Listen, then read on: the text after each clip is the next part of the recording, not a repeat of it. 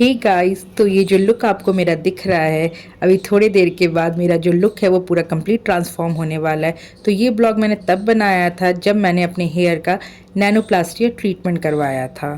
तो नीचे ये लुक सैलून दिख रहा है, यहीं मैं गई थी अपने नैनोप्लास्टी हेयर ट्रीटमेंट करवाने। लुक सैलून एक प्रीमियम ब्यूटी यूनिसेक्स सैलून है।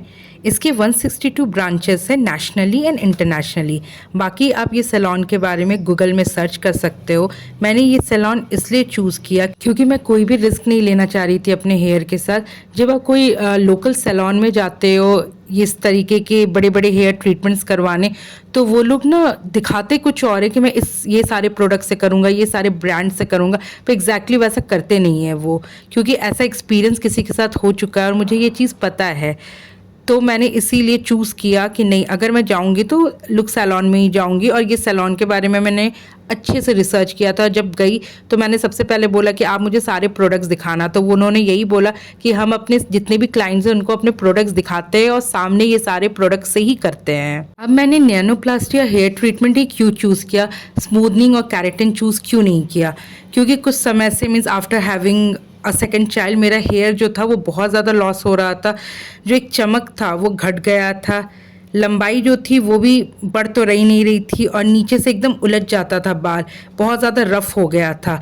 तो जब मैंने नैनोप्लास्टी ट्रीटमेंट के बारे में पढ़ा तो ये सारी चीज़ जो है वो फुलफ़िल कर रहा था। ये ट्रीटमेंट एक्चुअली बहुत ही ऑर्गेनिक तरीके से होता है, इसमें कोई भी हार्मफुल केमिकल यूज़ नहीं होता है और इससे बाल 100% स्ट्रेट नहीं होता, ओनली 70 to 80% स्ट्रेट होता है। बाकी जो है वो नेचुरल जो उसका ब्राइटनेस है और जो भी वॉल्यूम है वो रहने देता है। उन्होंने मेरे हेयर को सल्फेट फ्री और पैराबेन फ्री शैम्पू से अच्छे से धोया, उसके बाद कंडीशनर लगा के 15 मिनट्स थोड़ा सा रेस्ट करने दिया। उसके बाद धोकर उसने मेरे हेयर को अच्छे से ड्राई किया। उसके बाद उसने एप्लीकेशन लगाया अपने फिंगर से और अच्छे से मल्सीफाई किया सो दैट क्यूटिकल में जो भी एप्लीकेशन है वो अच्छे से ऑब्जर्व हो जाए। देन उन्होंने एक सिल्वर फॉइल लगा दिया और बोला कि हाफ एन आवर रेस्ट करने के लिए, जो भी ट्रीटमेंट होगा वो हाफ एन आवर के बाद होगा। तो हम हाफ एन आवर के लिए हम फूड कोर्ट चले गए। तो ऊपर खाने के लिए हमने चाय मंगवाया था, हक्का नूडल्स मंगवाया था। বাহ, হাক্কা নুডল তো ঠিক আছে। তোমাকে যা দেখতে লাগছে মনে হচ্ছে একদম তুমি শেফ हो। हाफ एन आवर के बाद हम नीचे चले गए थे बाकी का हेयर ट्रीटमेंट करवाने के लिए। मैंने इस ट्रीटमेंट में यही फील किया, क्योंकि इससे पहले मैं स्मूथनिंग करवा चुकी थी, तो मैंने यही फील किया कि इसमें ना बहुत हार्मफुल केमिकल्स यूज़ नहीं करते हैं।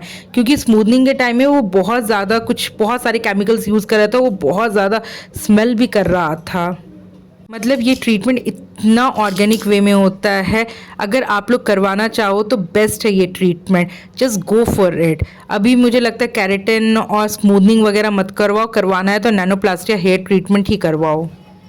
इस ट्रीटमेंट के कुछ तो फ़ायदे हैं जो मैंने पढ़ा था गूगल्स में, कि नैनोप्लास्टिया जो है वो बालों की मरम्मत करती है और मजबूत करती है, प्लस वो जो बनावटी है हमारे हेयर का उसको अच्छे से सुधार लाता है, उसमें झड़ना कम करता है और एक अलग सा चमक लाता है। आप मेरे हेयर का अभी देखो, मेरा हेयर कैसे शाइन कर रहा है, तो एक शाइनेस लेकर आता है।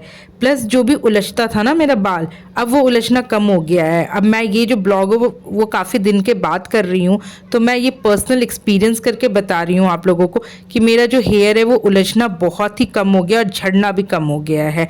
इसके बाद हमने ट्रीटमेंट वगैरह कराने के बाद हम चले गए थे बर्गर किंग में खाने के लिए, क्योंकि बहुत लेट हो गया था। ऑलमोस्ट 2.5 आवर्स तो लग ही गया था और अथर्व को भी भूख लग गया था, तो हम चले गए थे बर्गर किंग में बर्गर खाने के लिए।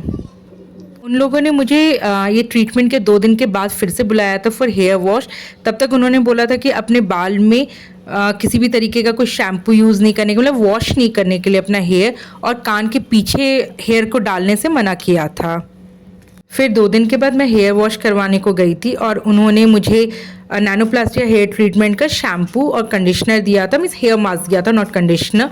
और वो दोनों जो था वो सल्फेट फ्री और पैराबेन फ्री था, तो मैं वही यूज़ करती हूँ और सिरम यूज़ करती हूँ, and still my here is shining.